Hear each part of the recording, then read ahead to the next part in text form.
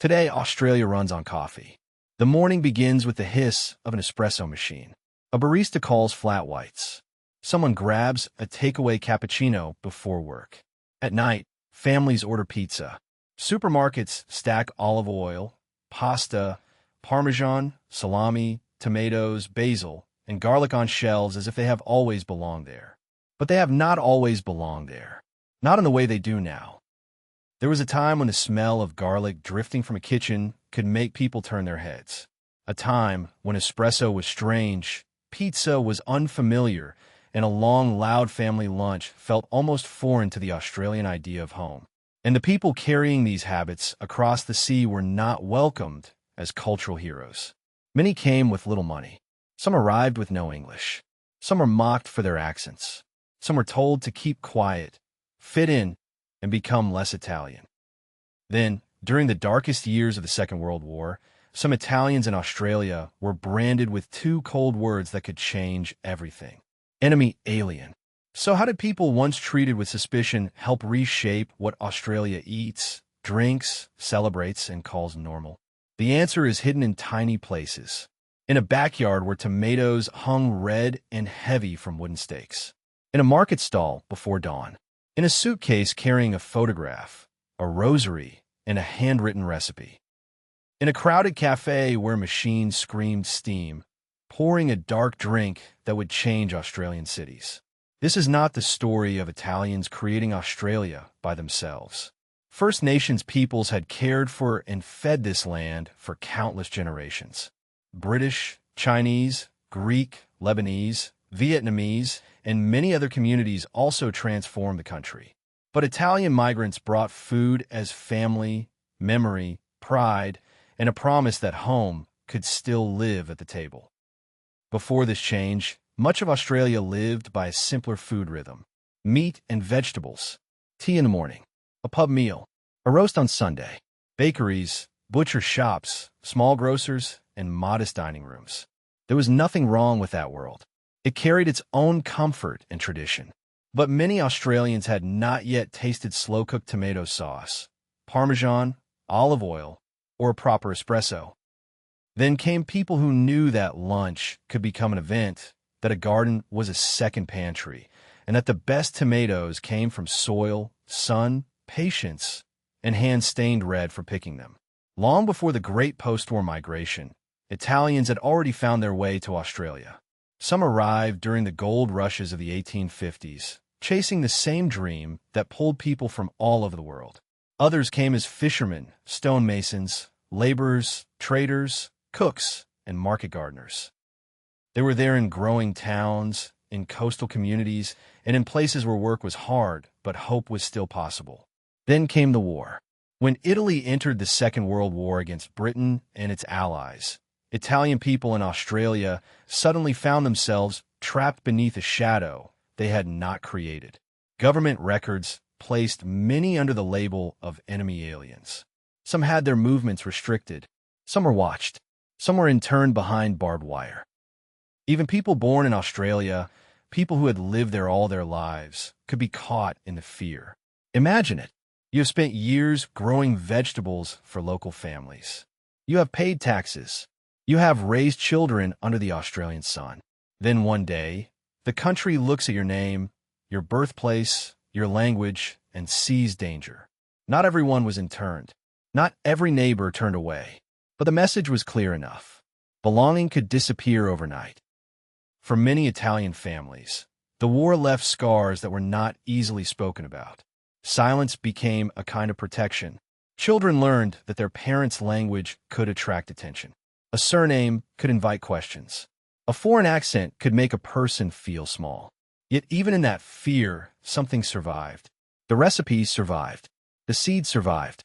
The old ways survived.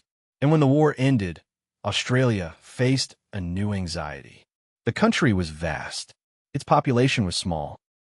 Its leaders feared that Australia had to grow quickly after the shock of war. The message from government became blunt. Populate or perish.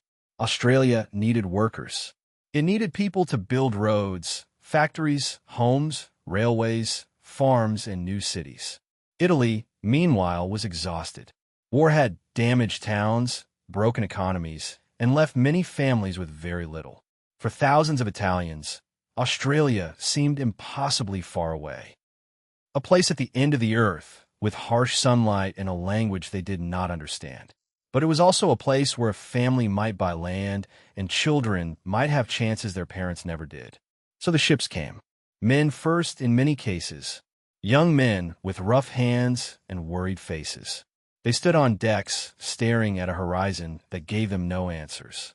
Behind them was a village, a mother, a wife, a fiancé, a childhood street, a church bell, a graveyard full of ancestors.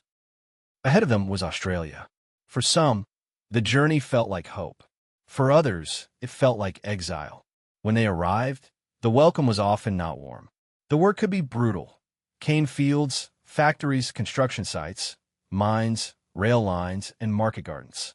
Many lived in cramped boarding houses and saved every pound for family back home. Then, slowly, wives and children arrived. Babies were born in Australia. The story began to change. Because once a family had a kitchen, the kitchen became a frontier. A small rented house could feel cold and unfamiliar. The streets outside could be filled with people who did not understand you. But inside, on a stove, a sauce could bubble. Garlic could hit hot oil. Bread could be torn by hand. And suddenly, for a few hours, the old country was not gone. It was there, in the smell, in the sound, in the way everyone gathered close when the food was ready. Italian migrants planted gardens wherever they could. Behind houses, on narrow pieces of land, in suburban yards, in country towns. They grew tomatoes, beans, zucchini, eggplants, herbs, grapes, and vegetables that many Australians had rarely seen or did not know how to cook. They also worked market gardens and sold produce in towns and cities. Before sunrise, trucks moved towards markets packed with fresh food. And little by little, the Australian table started changing. The change was not announced with a grand speech. It came in bags of tomatoes, in bunches of basil, in the first neighbor who tasted something unfamiliar and liked it. At first, some people laughed. They joked about the food. They mocked the smell of garlic. They treated pasta as an odd foreign habit. They saw olive oil as something exotic, not something to pour over almost everything. But taste is powerful. Taste can cross a border faster than a politician. A child invited to dinner at a friend's house tasted spaghetti for the first time. A worker bought a sandwich from an Italian deli. A couple walked into a small restaurant and discovered pizza fresh from an oven, not as a frozen box from a supermarket. And then there was the tomato sauce. For Italian families, making sauce was not just cooking. It was a season. Boxes of tomatoes arrived, tables filled with bottles. Steam clouded the kitchen windows. Grandparents, parents, uncles, aunties, and children worked together.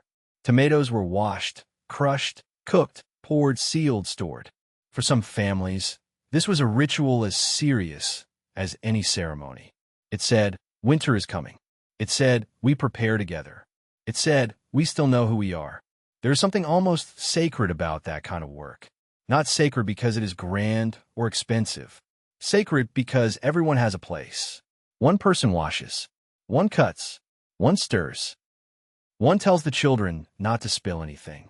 Someone laughs. Someone argues. Someone remembers a village thousands of miles away. And for a moment, a garage in Melbourne or Adelaide becomes a little piece of Italy. But food was only the beginning. The next revolution came in a cup. Before the post-war years, Australians already knew coffee. Coffee had been sold and drunk in different forms for a long time.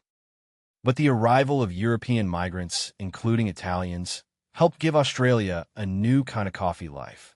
A sharper, darker, more social kind. In the 1950s, espresso machines began appearing in Melbourne cafes. They were loud, shiny, strange-looking machines. Steam rose. Cups clinked. The smell of roasted beans filled rooms where people did not just grab a drink and leave. They sat. They talked. They argued. They watched the street. The cafe became a stage. And that mattered. Because in Italian cafe, coffee was never only coffee. It was a pause in the day, a meeting, a conversation, a small ceremony between work and home. At first, This was new to many Australians, but the appeal was impossible to ignore. The espresso was strong. The room was alive. Over time, cafe culture moved from Italian neighborhoods into the center of Australian city life. Now, Australia is famous for coffee. People debate beans, milk, foam, roast, temperature, and whether a flat white is better than a latte. But beneath all that modern confidence is an older story. A story of migrants carrying a cafe habit across an ocean. A story of an espresso machine turning on in a new country. A story of people making room for each other, one small table at a time. The same thing happened on city streets. Italian families opened fruit shops, delis, bakeries, cafes, restaurants, fish shops, butcher shops, milk bars, wine stores, and small businesses of every kind. These were not always glamorous places. Many were exhausting places. A mother worked behind a counter all day. A father woke before dawn to buy stock. Children did homework in the back room. Grandparents peeled vegetables or watched the till. The business became the family's heartbeat. And for customers, those shops offered something Australia had not fully had before. Choice, flavor, a new kind of welcome. You could walk into a deli and see cheeses, cured meats, olives, jars of preserved vegetables, fresh bread, pasta, sauces, and ingredients with names you could barely pronounce. At first, these shops served Italian families longing for familiar food. Then the wider public came in. Curiosity brought them through the door. Taste brought them back. And this is where the transformation became impossible to stop. Because Italian culture did not stay behind closed doors. It entered the neighborhood. It entered the shopping strip.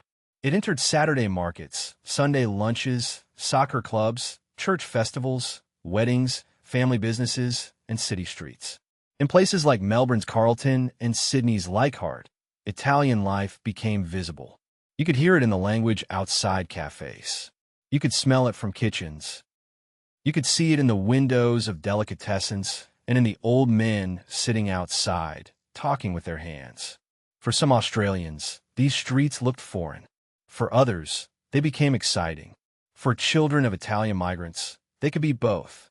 At home, there might be Italian words, strict parents, loud cousins, Catholic traditions, homemade food, and grandparents who had survived things they did not always explain. Outside, there was school, English, Australian slang. The pressure to sound less different. The fear of being teased for a lunchbox that smelled unlike everyone else's. Many children learn to live between worlds. They might be embarrassed by their parents' accents when they were young. Then, years later, they understood the price their parents had paid. The early mornings, the double shifts, the sacrifices made quietly, the tears hidden after a letter from home. That understanding changed everything. What had once felt embarrassing became a source of pride. The family recipe became heritage. The surname became a story. The old photograph became proof. And Australia began changing too. The country that once expected migrants to disappear into the background slowly started learning that difference could make the whole picture richer. Not perfectly, not quickly. Racism did not vanish. Mockery did not vanish. The pressure to fit in did not vanish. But something important happened. Australia began enjoying the things it had once treated as strange. Garlic became normal. Pizza became normal. Pasta became normal. Olive oil became normal. Espresso became normal. Long lunches, loud restaurants, deli counters, wine with dinner, fresh produce, backyard vegetables, and family-run food businesses all became part of the Australian landscape. And that is the strange, almost unsettling truth. A culture can reject people first, then later embrace the gifts they carried. It can make a child feel ashamed of the smell of food in their home, then sell that same food as a national favorite. It can question a family's loyalty, then celebrate the cafe, the restaurant, the wine, and the street life that family helped build. That does not erase the pain, but it makes the victory deeper. Italian migrants did not simply add pizza to Australia. They changed the rhythm of everyday life. They made eating out feel more social. They made fresh ingredients more familiar. They helped turn coffee into a national obsession. They showed that a meal could last longer than hunger, that it could be where news is shared, arguments explode, forgiveness begins, children listen, grandparents teach, and a family remembers itself. And perhaps that is their greatest legacy. Not one dish, not one drink, not one famous street or restaurant, is the idea that home is something you build again and again. You build it in a garden. You build it in a shop.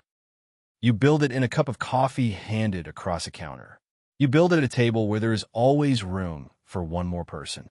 Today, when Australians line up for an espresso, debate the best pizza, buy fresh pasta, pour olive oil over dinner, or spend Sunday gathered around a crowded table, they are taking part in a story much bigger than they may realize. A story of ships, of fear, of silence, of work, of survival, of families who arrived carrying more than luggage. They carried a way of seeing life. And Australia changed because they refused to let it disappear. So the next time you smell garlic and hot oil, hear the sharp hiss of an espresso machine, or sit down to a meal that lasts long after everyone is full, remember this. Those ordinary moments were once new. They were once foreign. They were once carried across the world by people who had no guarantee they would ever be accepted. And yet they changed Australia anyway. Did Italian immigrants shape your family, your suburb, or the food you grew up eating? Tell us your story in the comments. And subscribe for more forgotten stories that reveal how the people once pushed to the edges helped shape the Australia we know today.